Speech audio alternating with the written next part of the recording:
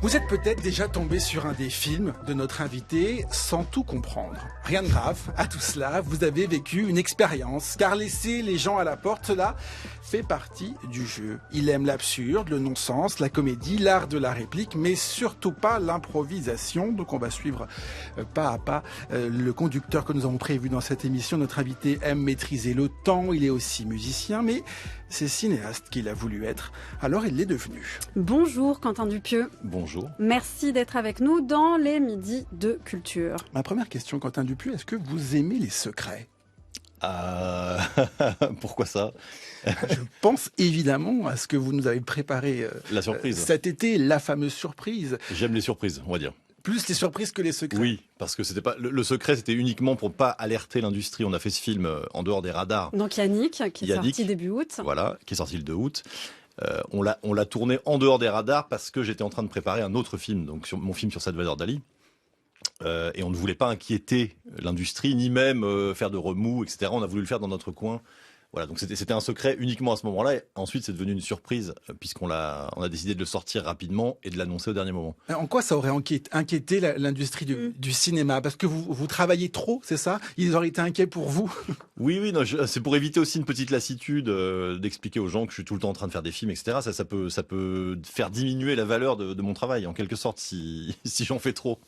Alors en plus, surtout, et on va le voir, c'était pas véritablement une stratégie commerciale. En plus de se dire que on va sortir un film le 2 août, en plein milieu de l'été, alors que sont sortis juste avant deux grands blockbusters, notamment Barbie, c'était un vrai pari, une surprise et un pari. Ouais. En fait, c'était dans la logique, dans la continuité directe du tournage qui s'est un peu tourné, qui s'est réalisé de cette façon-là, un peu en dehors des rails. Avec une méthode inhabituelle. On a tourné le film en 6 jours, en faisant répéter les comédiens à l'avance, bien sûr, mais c'est quand même l'exécution a été hyper rapide. Et j'ai eu, moi, le sentiment qu'il fallait que la sortie et la promotion soient adaptées au projet. Qu'on n'annonce pas le nouveau film de Quentin Dupieux, je sais pas quoi, même si ça intéresse pas grand monde encore, mais qu'on n'en fasse pas une histoire, et qu'on le sorte comme une surprise. Voilà. Mais du coup, ça a fait une histoire.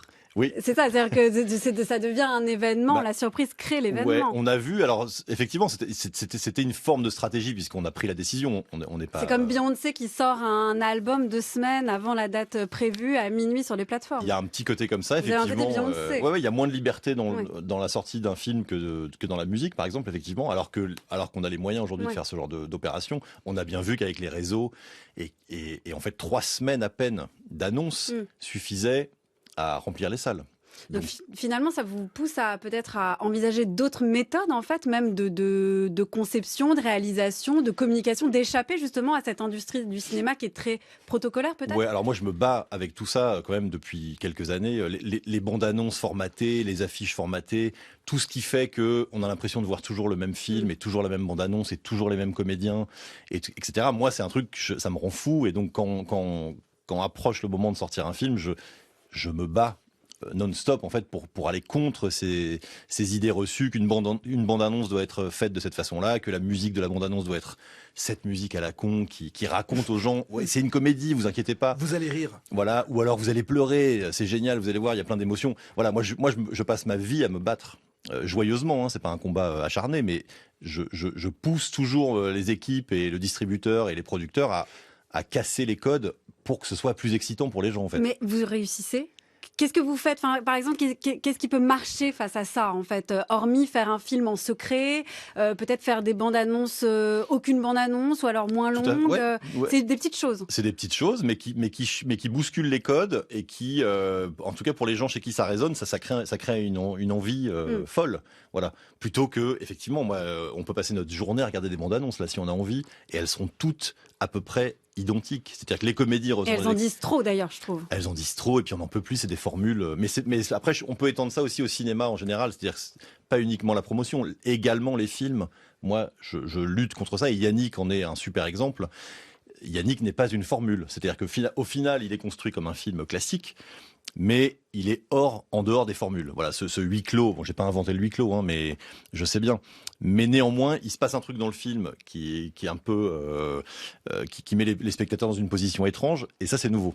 Et ça marche, puisque en 4e semaine, on a dépassé ce week-end les 350 000 spectateurs. Alors l'histoire de Yannick, allons-y. Yannick, gardien de nuit dans un parking, il pose un jour de repos pour relier Melun où il vit à Paris et assister à une représentation d'une pièce de boulevard, une mauvaise pièce de théâtre intitulée Cocu, pièce si mauvaise que Yannick se lève, interrompt le spectacle et prend les choses en main devant des comédiens stupéfaits. Non mais moi je joue pas ça, c'est trop de la merde. Et puis il faut défoncer, c'est visible, on s'en fout, on le fait et puis basta, c'est pas grave. Mais si c'est grave, on va passer pour des guignols devant tout le monde, merde. Faut faire quelque chose les gars. Oh, je vais dire, j'ai pas envie de crever. Mais crever de quoi? Paul, écoute-moi, si tu nous sors de là, je couche avec toi. Quoi? Attends. Je te promets, si tu nous sors de cette merde, tu couches avec moi, comme tu veux. Par devant, par derrière, à l'envers, comme tu veux, mais neutralise ce mec. Vas-y. Pio Marmaille. Puis on va Vas-y, toi. Blanche Jardin. Non, je regarde. Hein. Vas-y. Sébastien Chassagne. Dans. Dans. Yannick. Yannick. Yannick. Ça peut partir en sucette à n'importe quel moment, là, cette histoire. D'accord? Et Yannick, c'est Raphaël Quenard pour compléter le casting. Bien sûr, qui n'a jamais rêvé d'interrompre un spectacle qui ne lui plaît pas? Quentin Dupieux, ça vous est arrivé, vous aussi? Non, parce que je le dis partout. Je trouve ça hyper angoissant en fait de prendre la parole, de couper une énergie, même si on assiste à un désastre. Se lever, prendre la parole, gâcher le moment de tout le monde et continuer à parler, c'est un acte. C'est pour ça que j'ai créé un personnage qui est un petit peu en dehors des normes. Il se rend pas compte en fait. C'est vertigineux. On est là, quand on regarde votre film, on assiste à cette première scène, on se dit mais pourquoi il fait ça? Mais pourquoi il continue à parler? Pourquoi il quitte pas tout simplement ce théâtre? Et on est très mal pour lui. Moi, j'étais pas mal. Moi, j'ai dit enfin à l'écran, je vois quelqu'un qui fait ce que je rêve de faire. Vous me tenez captive. Et il le fait avec brio parce que c'est très dur de dérouler sa pensée dans cette gêne. Voilà. Et il y arrive très très bien. Non, effectivement, c'est là où le personnage est marrant, c'est qu'il est un peu comme un enfant. Il se rend pas vraiment compte que ça se fait pas. Voilà.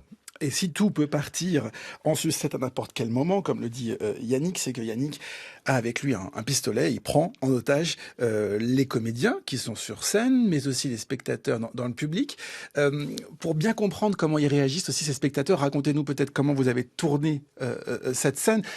Ils ne sont pas au courant de ce qui va se passer, ces spectateurs. Non, c'est-à-dire que les figurants qui sont présents dans la salle et donc qui jouent les spectateurs du film, enfin de la pièce de théâtre dans le film, pour bien comprendre, n'étaient pas au courant. J'ai décidé de ne pas leur donner le scénario et de ne pas leur expliquer ce qui allait se passer pour éviter de devoir les diriger un par un pour qu'ils aient des bonnes réactions, etc.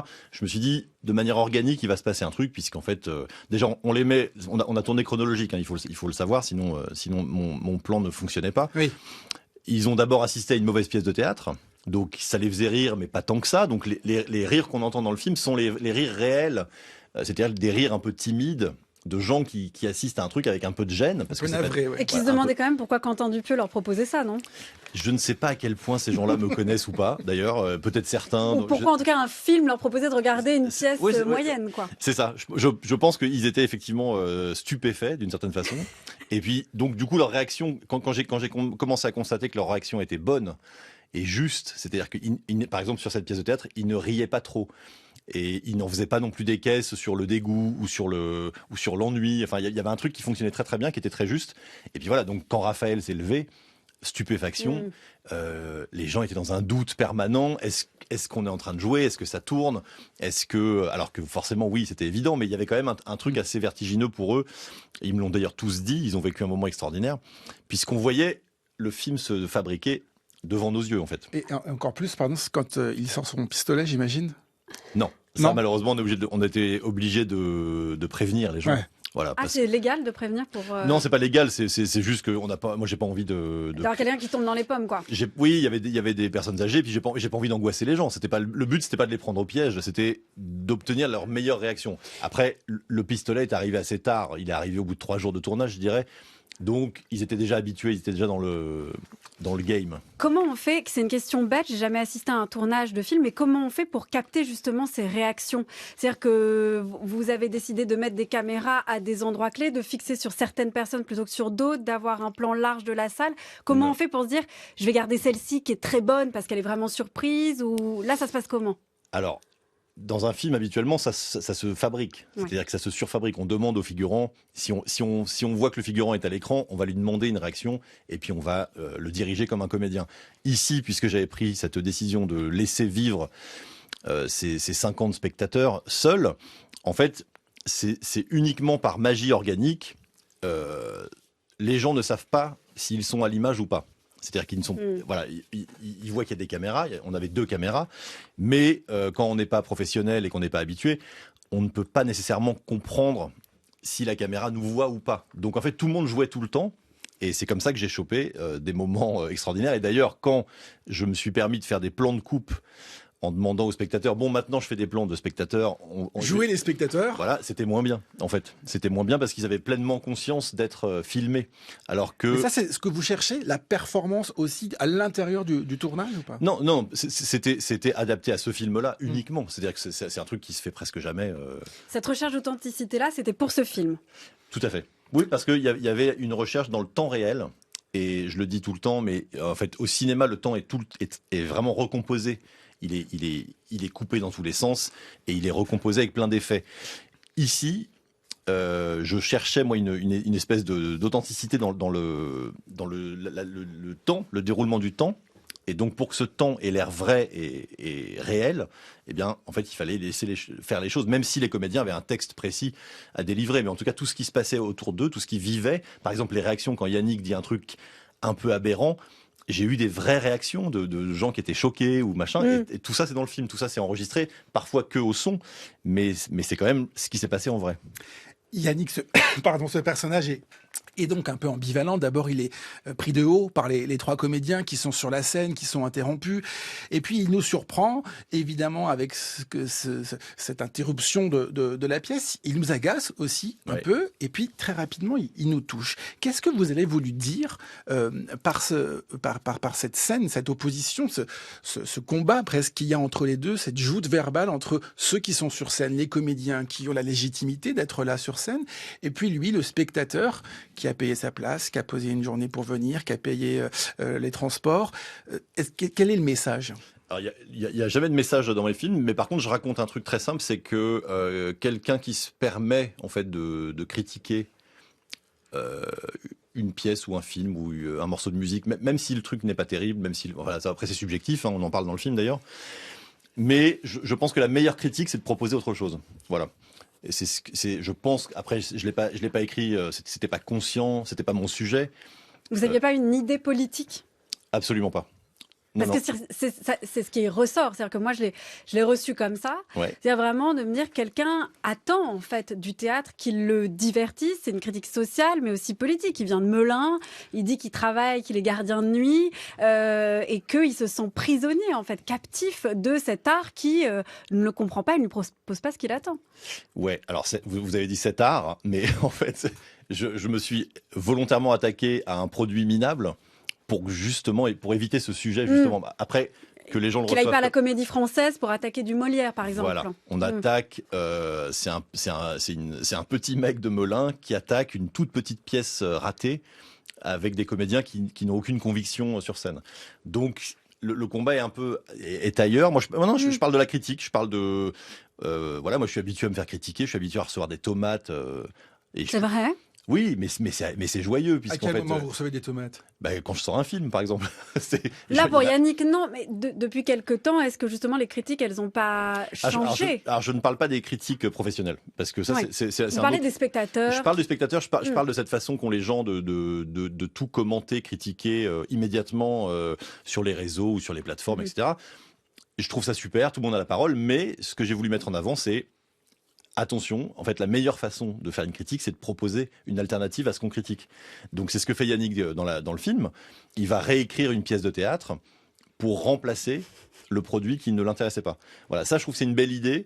C'est une façon d'accepter la critique si, en fait, il y a une pensée derrière. Voilà.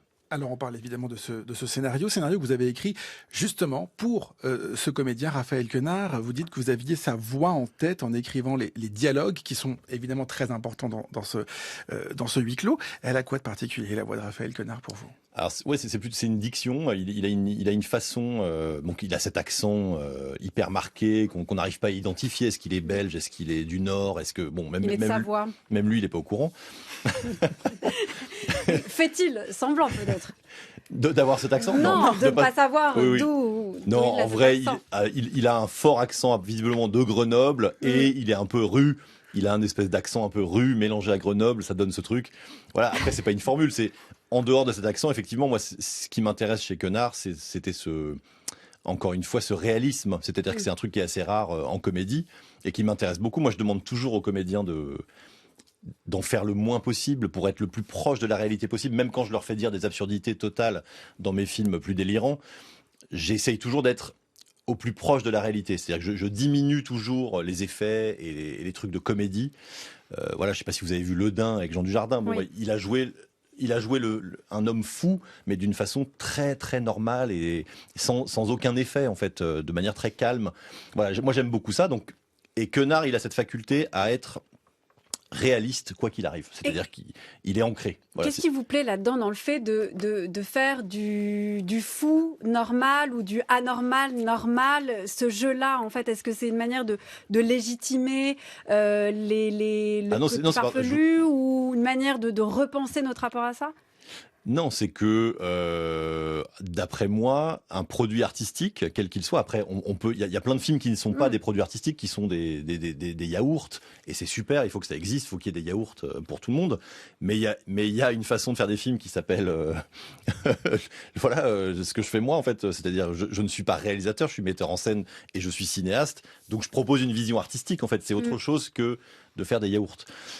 Et ce que ça raconte tout ça, c'est qu'en fait, moi, je vis dans cette espèce de fantasme débile que le cinéma est encore une forme d'expression artistique.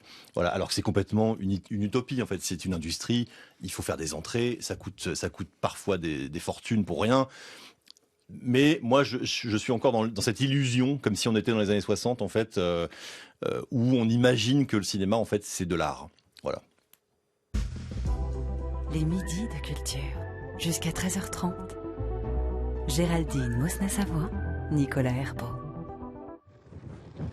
Attends, avant que j'oublie, je t'ai préparé. Petite copie de souvenirs. Deux. Alors, ton film, je t'écoute. Le film que vous vous apprêtez à regarder est un hommage ou aucune raison. Là, il est en train de faire un super film. Il a juste tendance à laisser la caméra tourner pendant des plombes pour rien, mais à part ça, il est bon. Ouah, c'est quoi? C'est une mouche? Mais non. Ah si, Théma, c'est une mouche. Non. Ah si, putain, c'est une mouche. Ouais. De toute façon, c'est là que ça devient excitant. Ils se mettent à envoyer des ondes qui tuent les gens. Ah d'accord, on y va carrément. Voilà. C'est une énorme mouche dégueulasse. C'est pour ça que moi je crie. Oh putain, c'est mon film. Quoi, fais-moi voir. C'est la première fois de ma vie que je m'identifie à un pneu. Je suis dans l'ancien humour, m'allait très bien. Les télés, les ondes, les gens qui saignent, la fin sans espoir, l'esprit science-fiction, j'aime beaucoup ça. Ok, bon, je peux tout expliquer. Mon rêve le plus cher, Georges, c'est d'être le seul blouson au monde. Ça tombe bien, ça, parce que moi, mon rêve le plus cher, c'est d'être la seule personne au monde à porter un blouson. Celle-là, elle marche. Ça, c'est une bonne. Ça, c'est le nouvel humour. Waouh! C'est ce que j'ai vu de plus beau de toute ma vie. C'est sûr que là, on a l'impression de sortir de l'asile, en fait, quand c'est compliqué. Avec les sangs gluants. Ou pas, quand c'est compliqué ou pas, parce que ce qui est aussi très important, on en a dit un mot tout à l'heure, ce sont les dialogues, et du coup, là, on ne voit pas le film, mais on voit les scènes devant nos yeux en écoutant ce que vous avez inventé. Ouais, alors je ne sais pas pourquoi, mais effectivement, moi je conçois tous mes films autour des dialogues. C'est-à-dire que mon écriture, elle se situe uniquement là. C'est-à-dire que parfois je me lance sur des personnages et je les fais parler, et c'est ça qui me permet de construire une histoire. c'est toujours le dialogue qui démarre un projet. Mais du coup, vous êtes presque tyrannique au moment du tournage. C'est-à-dire que s'ils dévient, s'ils oublient une virgule, un bas, un beu, vous les reprenez. Comment on peut oublier une virgule? C'est vrai. Non, je suis pas tyrannique. Je pense qu'il y a un. non, parce que ça se fait encore une fois de manière toute naturelle. Ça m'arrive d'adapter. Il y a des comédiens parfois qui n'arrivent pas à dire un mot. On l'adapte ensemble, etc. Je suis pas à ce point-là, mais il y a une musique et il y a une rythmique qui fait que moi j'entends quand c'est bon ou quand c'est pas bon. Et puis en fait, c'est pas tant la rigidité de mon texte, c'est plutôt un truc musical en fait. Voilà. Et quelqu'un comme Blanche Gardin, par exemple, c'est la seule que je laisse improviser. Elle peut changer votre texte, Blanche Gardin, elle vous y la arrive. laisserez. En fait, elle y arrive parce qu'elle change le texte, mais dans la même humeur. C'est-à-dire qu'elle vient pas m'apporter une espèce d'invention à elle pour exister dans mon film. Elle adapte. Comme elle aime pas recommencer, répéter plusieurs fois, enfin trop de fois la même chose, souvent elle apporte des petites choses, elle invente des petits trucs. Dans Yannick, il y en a plein. Il y a plein de petits moments où elle a transformé mes mots pour en faire un truc meilleur. Donc quand ça se passe comme ça, c'est formidable. Après, effectivement, je suis un peu rigide sur les dialogues parce que pas tyrannique, rigide. La distinction est importante. Ouais, c'est vrai, je suis rigide. Mais parce que non, après, je suis pas débile. Quand ça marche pas et on réécrit. Hein. Rigide aussi sur le temps. On a parlé du temps dans Yannick. Vos films font 1h20 maximum. C'est votre règle. Pourquoi? Pour pas nous ennuyer, pour pas vous dire je prends mon temps à faire un magnifique plan, c'est superbe, c'est magnifique, mais ça n'apporte rien. Ou je suis pas ce créateur qui impose justement, qui enferme les gens là, comme les spectateurs dans Yannick. Ouais, ça c'est ce que je raconte à la fin pour avoir l'air glorieux, mais en réalité c'est uniquement pour ne pas m'ennuyer moi avant tout. C'est-à-dire que c'est trop facile de se faire plaisir. Effectivement, maintenant qu'on tourne avec des caméras digitales, c'est tellement simple en fait de tourner du gras, de se faire plaisir, de faire une séquence musicale qui sert à rien, de montrer des trucs qui servent à rien, etc. De faire des scènes pour faire des scènes. Donc je ne le fais pas, ou alors quand je l'ai fait, je le coupe. C'est-à-dire que quand je m'auto-censure beaucoup. C'est-à-dire que déjà en écriture, j'enlève beaucoup. Et puis en tournage aussi, quand je sens qu'il y a 10 répliques en trop dans un dialogue ou une action inutile, je supprime. Et puis il y a une dernière phase qui est le montage où je suis encore plus.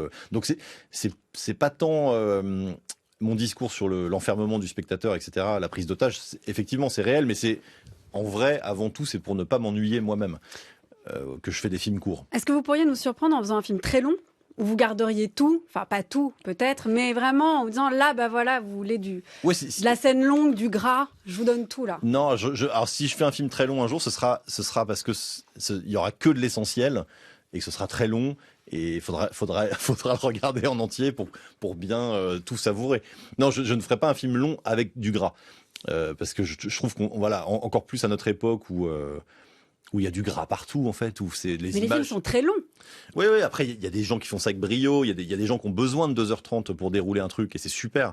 Il se trouve que moi, c'est pas mon domaine, j'ai des idées un peu courtes, on peut dire, et c'est très bien comme ça, il faut pas essayer de faire nécessairement comme les autres, et puis de toute façon, qui a dit qu'un film devait durer 2 heures ou 1h45 ? Enfin, c'est des règles qui n'existent pas, ça c'est une habitude, et Yannick le prouve.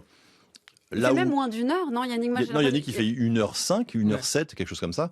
On n'a absolument pas de plainte sur la durée. C'est-à-dire que les gens comprennent que le film est total et qu'il est bouclé, et qu'il est terminé, et qu'il est suffisant. Que c'est une forme close, presque. Voilà. Et en fait, puisque le film se termine et qu'il y a toutes les phases satisfaisantes pour un spectateur à l'intérieur, personne ne remet en question cette durée. Il y a même des gens qui trouvent ça formidable parce que on peut aller le voir 3 fois. Déjà, il y a plein de gens qui vont le voir plusieurs fois. Ça, c'est hyper agréable pour moi. Et puis, il y a plein de gens qui sont contents de ne pas ruiner leur matinée pour regarder un film de 3 heures. Enfin, moi, je comprends ce rapport au temps. Effectivement, moi, c'est là où je retrouve mon personnage Yannick. Quand j'ai peu de créneaux pour aller au cinéma, parce que j'ai des enfants, parce que la vie fait que, etc. Quand j'y vais, je suis content si ça dure 3 heures, mais que c'est brillant. Mais par contre, si ça dure 3 heures et que c'est pas brillant, en fait, je me sens volé. Enfin, on m'a volé mon temps, en fait. J'ai lu que vous n'aimiez pas, ou j'ai entendu quelque part, je sais plus très bien où, que vous n'aimiez pas le théâtre. Est-ce que c'est vrai? Alors non, je sais pas où vous avez lu ça ou entendu. Non. C'est comme le mot tyrannique. On ne sait pas où on l'a vu. Ouais. Non, c'est vrai, tyrannique, ça vient d'où? Pardon. Non, mais c'est parce que... C'est quel comédien qui est venu se plaindre chez vous, là? Non, mais parce que ce qui est intéressant dans Yannick, c'est aussi le fait d'utiliser justement le théâtre de Bouvard, sans vous en moquer d'ailleurs, en utilisant les codes, mais on n'est pas non plus sur un sketch, quoi. On n'est pas sur une enfilade de sketchs qui font que on se marre du début à la fin. Il y a des vraies ruptures de rythme, il y a de l'émotion aussi qui rentre dans cette 1 heure et 5 minutes, et ça c'est quand même assez fort. Ouais, alors non, je rebondis sur votre question d'avant, c'est que, en fait, c'est pas que j'aime pas le théâtre, c'est qu'en fait, pour un cinéaste, la hantise, c'est le théâtre filmé.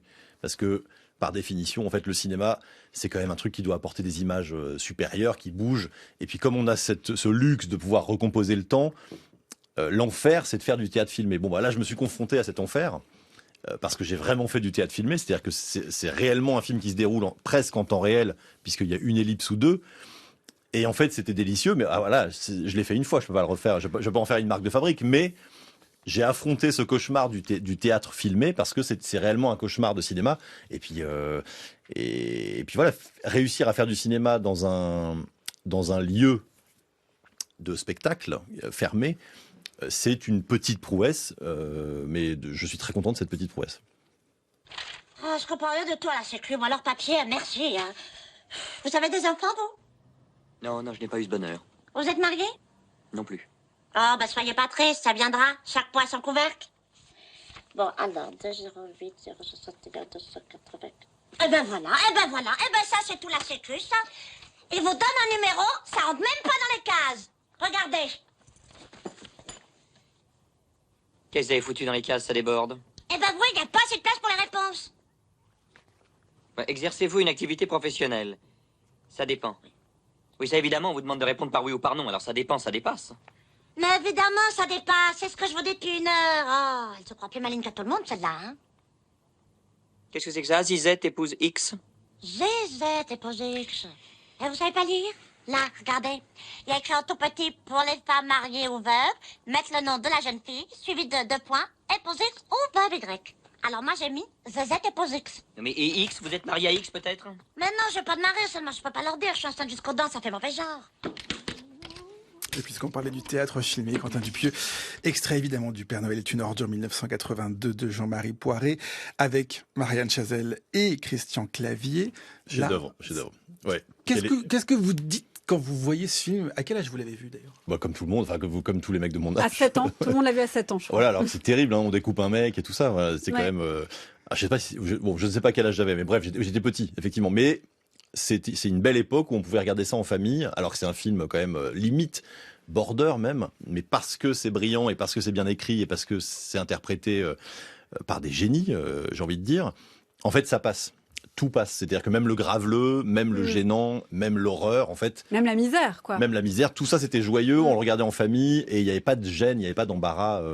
Aujourd'hui, les trucs graveleux sont presque trop graveleux et puis j'ai l'impression que... Comme c'est fait par-dessus la jambe en quelque sorte, enfin là je fais une généralité, mais c'est pas. En fait, je me demande toujours pourquoi on n'a pas retrouvé ce niveau d'excellence en fait au cinéma. Est-ce que vous faites partie des gens qui pensent que c'était mieux avant? Non, c'est mieux tout de suite. Le présent c'est super. Non, pas du tout.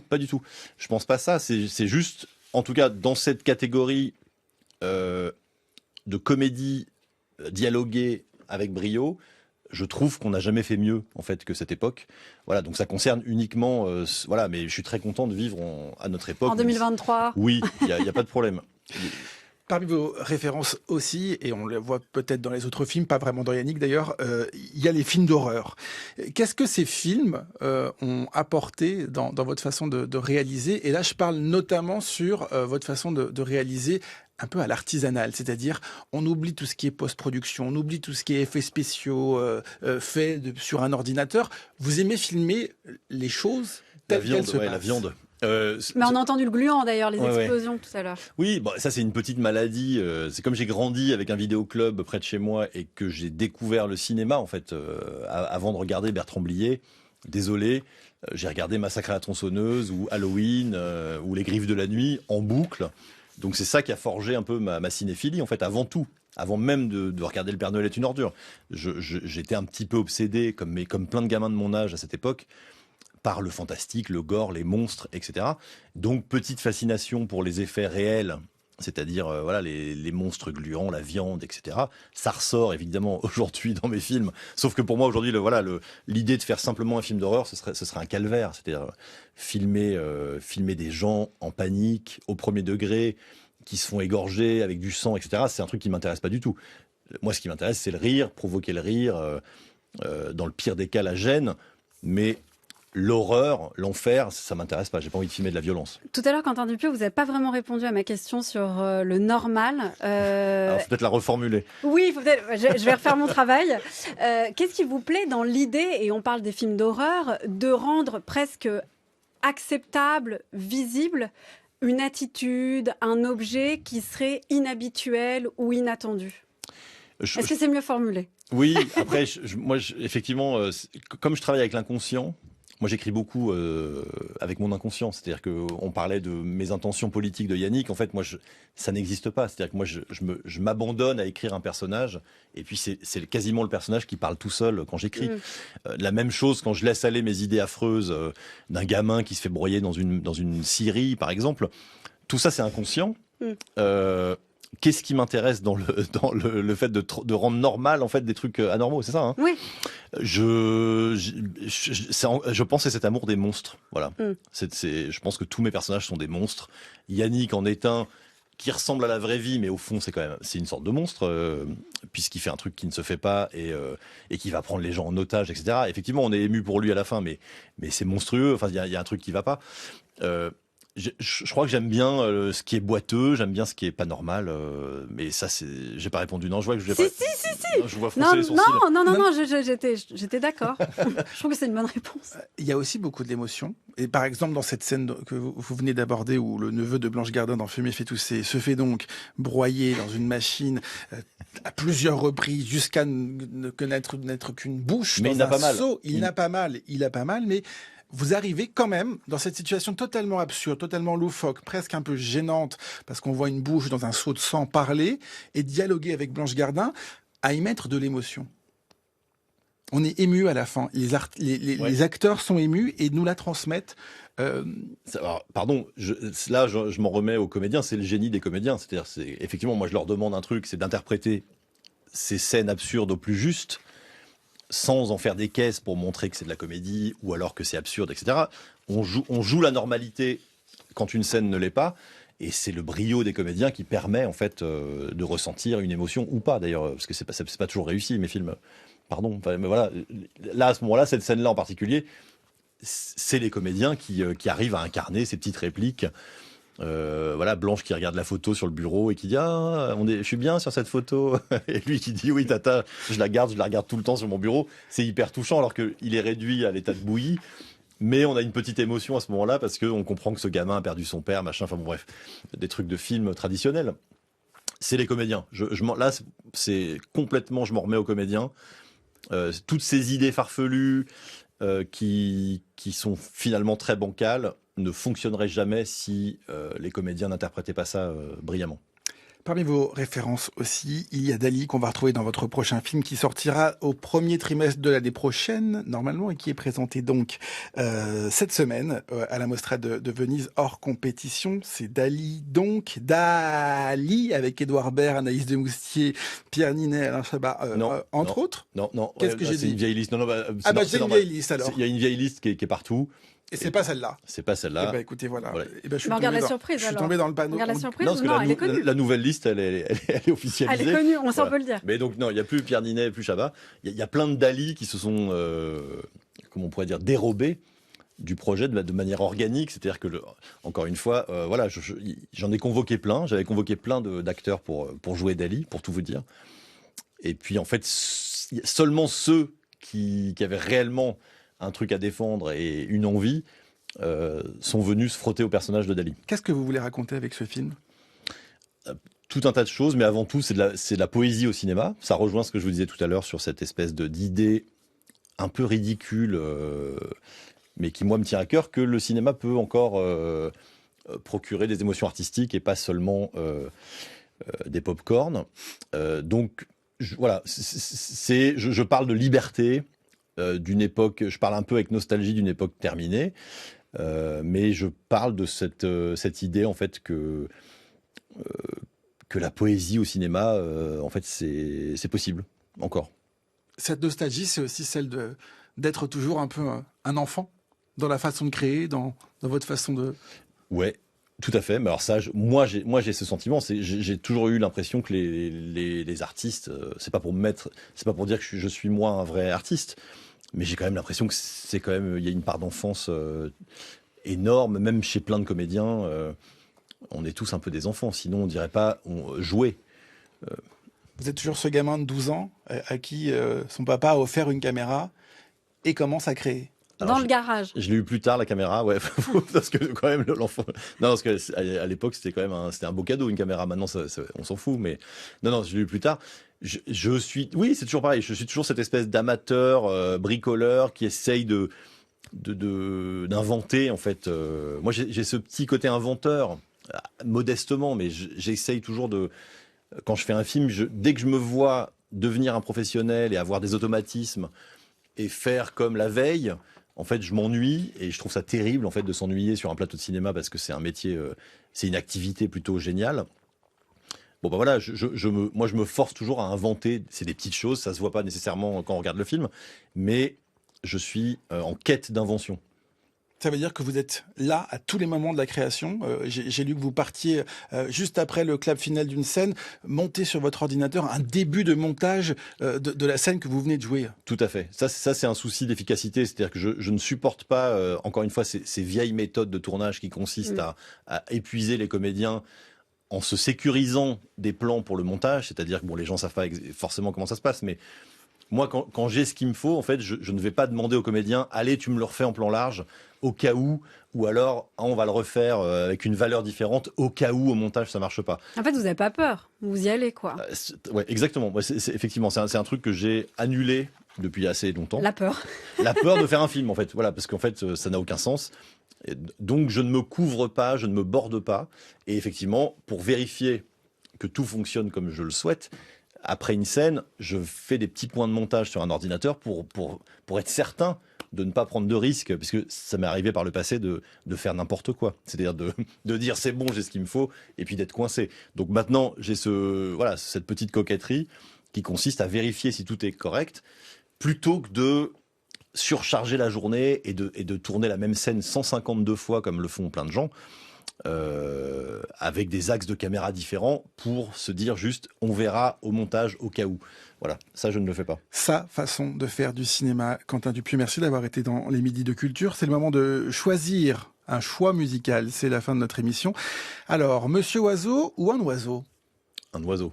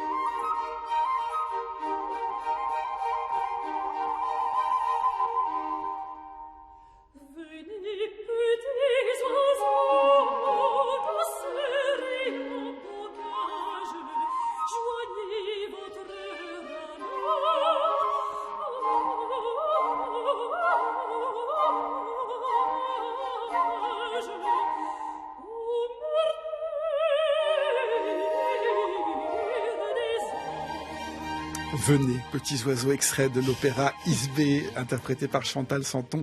Jeffrey, merci beaucoup, Quentin Dupieux, d'être venu dans les Midis de Culture. Donc Yannick, avec Raphaël Quenard, Blanche Gardin, Pio Marmaille, est toujours en salle et on attend avec impatience donc Dali dans la prochaine, dans le premier trimestre de la prochaine année. Un grand merci à tous les personnes qui ont participé à cette émission et qui l'ont préparée avec nous. Aïssa Ndoye, Anaïs Isbert, Cyril Marchand, Zora Vignier, Laura Dutèche-Pérez et Manon de la Selle. Nicolas Berger réalise l'émission et à la prise de son ce midi, Ludovic Augier.